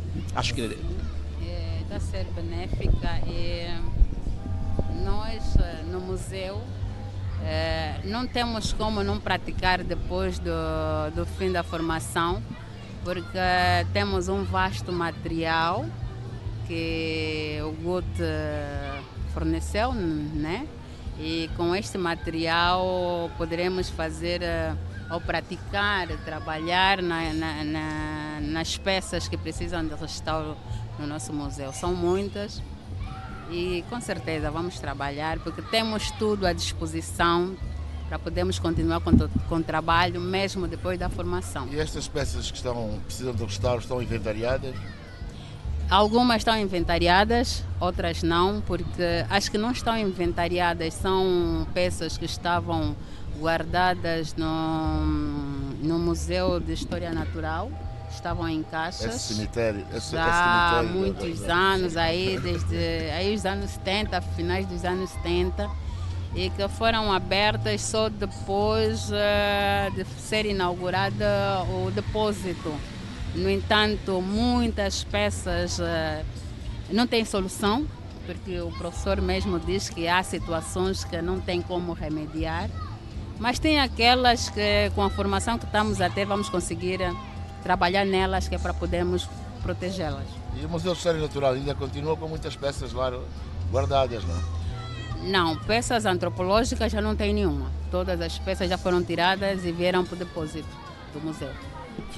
Sobrou o quê? Pintura? Eles tinham um folho de pintura? Vários. Recebemos pinturas, recebemos máscaras, recebemos estatuetas, pedras. Eram muitas malas, muitas peças mesmo que saíram daí daquele depósito. Ok. Que discurso é que faria para motivar os nossos alunos e o público em geral para frequentarem o museu? Para além do que já foi dito, que já foi muito. Bom, eu até não iria me dirigir muito aos alunos, mas sim aos pais. Aos pais dizer que experimentem, porque há sempre uma primeira vez. Nós estamos a falar aqui, já falamos muito da importância dos museus na vida social. Então, se os pais tiverem a consciência de visitarem o museu, de verem a importância que os museus podem ter na vida do seu filho, na sua própria vida como uma pessoa adulta, e ter então esse hábito de visitar os museus vai ser de mais valia. É verdade que antes nós não cobrávamos, né? As entradas eram grátis, mas agora que cobramos também não é uma coisa muito cara, e ronda aí em 150 kwanzas, quer dizer que está ao alcance de qualquer bolso, de qualquer pai. O importante mesmo é o incentivo, é a vontade, é descobrir o que nós somos, e se assim fizermos, então vai ser bom para nós, porque o homem sem cultura não é homem, o homem sem se conhecer a si mesmo não é homem. Então as portas estão abertas, vamos todos nos conhecer, vamos saber quem somos realmente. Os pais daqui estão sempre a queixar, não sabem para onde é que vão levar os filhos. Daqui uma oferta da Engraça. Nós estamos abertos de segunda a sexta, das 8h30 às 15h30, de segunda a quinta. Sexta-feira estamos abertos das 8h30 às 15 horas, então estão todos convidados para poderem visitar o museu. Sábados e domingos, nem pensar. Sábados e domingos, se for com solicitação, sim. Podemos abrir sábado e domingo, feriados, tem que ser com solicitação antecedente. E é um custo. Não acha que isso é coisa? Um pai, o horário que vocês têm, os pais estão a trabalhar. Nos dias de semana não têm como levar os filhos. Então, ou têm que abrir ao fim de semana. Sim, mas isso não depende de nós, museu, né? Isso é uma coisa que está estipulada, os museus todos funcionam assim, que eu sei. O mesmo que se for de forma individual? Os alunos ou os meninos dos 0 aos 12 anos não pagam, né? dos 12 em diante é que pagam, mas depende, a cobrança é por indivíduo, né? É por indivíduo, não por grupo, mas por indivíduo. Mas não é melhor detalhar mais o pacote? Tem um grupo, o preço é pelo número de pessoas, não é melhor dobrar o preço? Mas isso não depende de nós. Isso não depende de nós. Nós só cumprimos o que está na lei, não depende muito de nós. Assim foi estabelecido. Mas vocês é que desenham essas propostas, não? Podem não ter, não aprovam, mas têm a capacidade para propor, não? Sim, podemos trabalhar nisso. E se a ideia for incentivar... é que não querem trabalhar. Não, e também se a ideia for incentivar os pais a visitarem, eu acho que é preciso ter uma política mais bem direcionada em relação às escolas. Por exemplo, eu tenho, por exemplo, que eu seja diretor de uma escola e quero que os meus alunos visitem o museu. Não acha que o tratamento devia ser diferente? Se a ideia... Mais diferente como? Que não pagassem? Não, que não pagassem, mas que tivesse uma tarifa diferente. Enquanto instituição escolar, por exemplo, se a ideia for incentivar o pessoal a visitar. Bom, isso é uma coisa que tem que ser discutida, tem que ser pensada, não sei. E vocês já têm protocolos com escolas? Por exemplo? Ou tem algum protocolo? Fazem protocolos com escolas durante o ano escolar? Vão não sei quantos alunos? Não temos esse tipo de protocolo. Aquilo, a entrada é livre, qualquer escola que queira fazer, é só fazer uma solicitação com antecedência, né? Vai discriminar na solicitação a escola, o período que querem visitar, o número de visitantes e não há inconveniente. Está a dizer, denuncia o facto do museu não ter uma secção de marketing. Não temos secção de marketing. Pois o público não vai ter connosco por obra e graça do Nosso Senhor. Ele tem que ser motivado a ir e tem que desenvolver políticas para fazer. Nós temos um departamento que é Departamento de Educação e Animação Cultural. Bom, eu penso que este é que funciona como um departamento de marketing, né? Se calhar estava... E jazz no museu já foi um bom marketing, uma ação de marketing, foi levada pelo Instituto Guto. Este departamento é que trabalha nessa área. E essa experiência pode ficar, né? Do jazz no museu. Aquele foi marketing puro. Ah, é? Tem guias, né? O museu tem guias, claro. Sim, tem guias. E os guias são mesmo desse departamento que eu acabei de dizer, Departamento de Educação e Animação Cultural. Ok, 15h49, estamos já na parte final do programa Conversa Sombra da Mulemba. Vamos colocar aqui umas questões muito rápidas ao Tales, professor de restauração e conservação, historiador. Cuidados mínimos assim a ter, elementares a ter, por exemplo, em atos de armazenagem, papel, por exemplo. Ok. Essa é uma questão interessante. São coisas que temos em casa, né? Comumente, livros, documentos. Exato.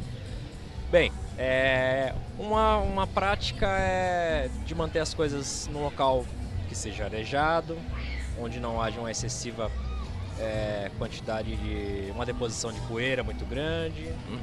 Se fazer uma limpeza sempre com, no caso de papel, se tiver uma trinchazinha, uma trincha de pintura, assim, limpa, claro, cerdas mais macias e passar pelo objeto, tirar sua poeira, evitar de se embalar com papéis que vão também causar dano, né? O papel tem propriedades químicas, às vezes, que podem ser nocivas. Então, por exemplo, isso é uma coisa que às vezes as pessoas fazem em casa. Coloca uma capa de jornal, assim, por exemplo, sobre o livro para protegê-lo, né? Com essa intenção. Então, isso é terrível. Não faça. Esse papel, o papel do jornal, por exemplo, ele tem uma qualidade, ele vai se tornando ácido com o tempo, então ele vai contaminar o material do livro.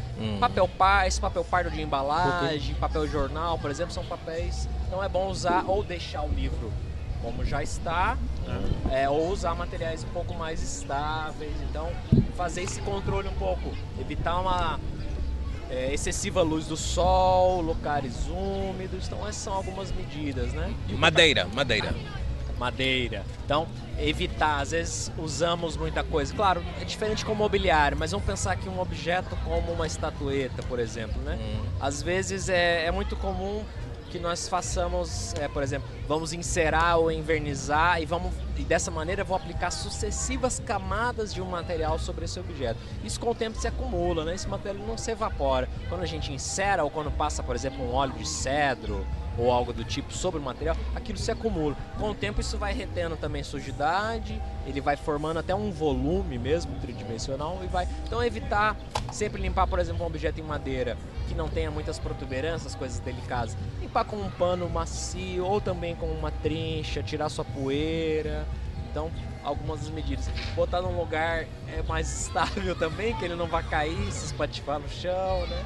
Mas acho que uma coisa importante é essa, de observar, evitar de depositar muitos materiais ali, ceras e óleos e vernizes, fazer uma limpeza pontual. A trincha quase sempre vai funcionar bem para tirar essa poeira e atenção aí com o salalé.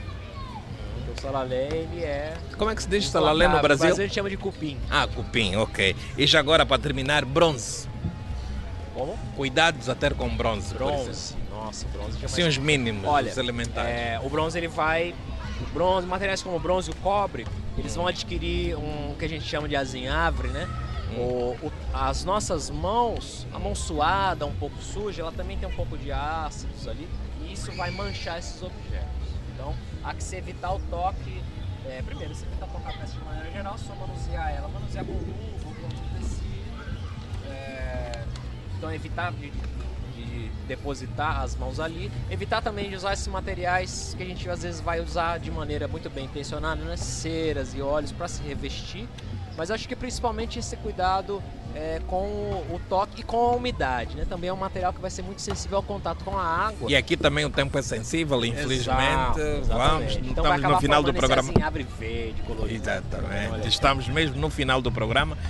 Eu acho que nós vamos ter um segundo programa, provavelmente aí a meio da formação ou no final da formação, com todos os formandos, e para isso contamos aqui com o apoio da Gabriel e, claro, do Museu Nacional da Antropologia, Gabriel Stelicam. Ok, nomezinho difícil para um angolano, mas pronto, vamos tentando. Muito obrigado pela presença, uma vez mais. Obrigada aí. Max Verne estreia aqui no Conversa Sombra da Mulemba. Como é que foi? Como é que se sentiu? Era a primeira vez na rádio também para mim, então não é só em Grácia, não, muito, muito agradável, gostou muito do tempo desse lugar lindíssimo, então muito obrigado. Ok, estamos no Miramar, o Largo da Unidade Africana, em Grácia. Prazer muito grande tê-la aqui no programa. Obrigada pelo convite. Que venham outros. Pô, maravilha!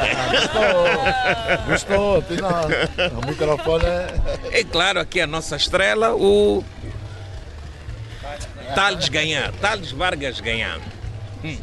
Também foi minha primeira vez. Opa, primeira vez em Angola, primeira vez na primeira vez numa rádio. Muitas primeiras. Muitas primeiras. Esse é o estúdio mais bonito que eu já pude ver. Ok, maravilha. Assim, ao ar livre.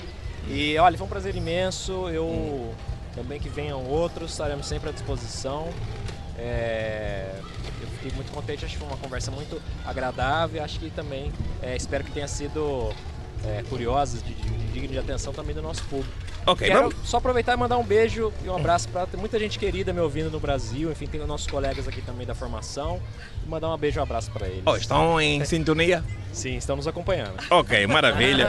Vamos fechar o programa com Jardes Macalé, um músico também estreia absoluta aqui na Rádio Mais. Sugestão, o Orlando Sérgio conhece, ok? Sugestão aqui do nosso amigo Thales Ganhar. Jardes Macalé, Contrastes, do disco Contrastes, não? Maravilha. E dizer que este programa é patrocinado pela Unitel, a maior família da Angola, a empresa que paga aqui as contas do Conversa Sombra da Mulemba, e a produção é da Blue Media, por isso fixem este nome, Blue Media, que o gestor, o Francisco Geoconda, a avisar-me que é preciso falar do patrocinador, não é isso?